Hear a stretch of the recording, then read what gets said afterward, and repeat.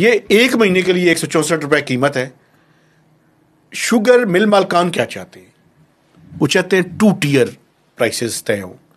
حکومت کے پاس 274 fair price shops ہیں. یوٹیلیٹی سٹور ایک یہ بھی ڈسٹارشن مجھے بیان کرنے دیں. ایک طرف حکومت کہتی ہے کہ ہم یوٹیلیٹی سٹور ختم کر رہے ہیں, لیکن دوسری طرف چینی کے مسئلے پہ جائیں تو حکومت کہتی ہے کہ یوٹیلیٹی سٹور کو اتنے جلدی ختم نہیں کر رہے, پتہ نہیں کیا کر رہے ہیں. ہماری چینی بکنی ہے نا. سنیں نا.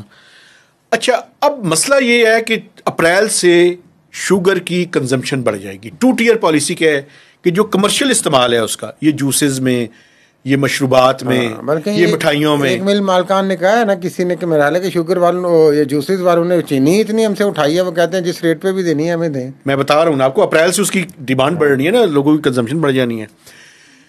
تو وہ کہتے ہیں کہ کمرشل پرپز کے لیے قیمت اور ہو, ریٹیل کی قیمت اور ہو. میں کہتا ہوں مہربانی کر کے یہ حکومت سارے چکر سے نکلے.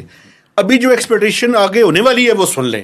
وہ یہ ہے کہ را شوگر کو امپورٹ کرنے کی ایک سمری تیار ہو رہی ہے. کیوں تیار ہو رہی ہے؟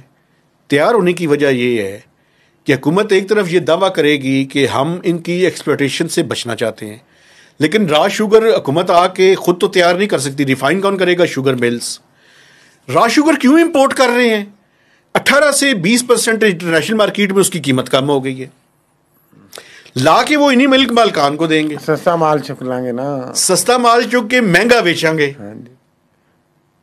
تو تیاری اپریل تک جاری ہے. حل ایک ہے جس پہ آپ نہیں مانتے, بائیکاٹ کریں, شوگر کا بائیکاٹ کریں.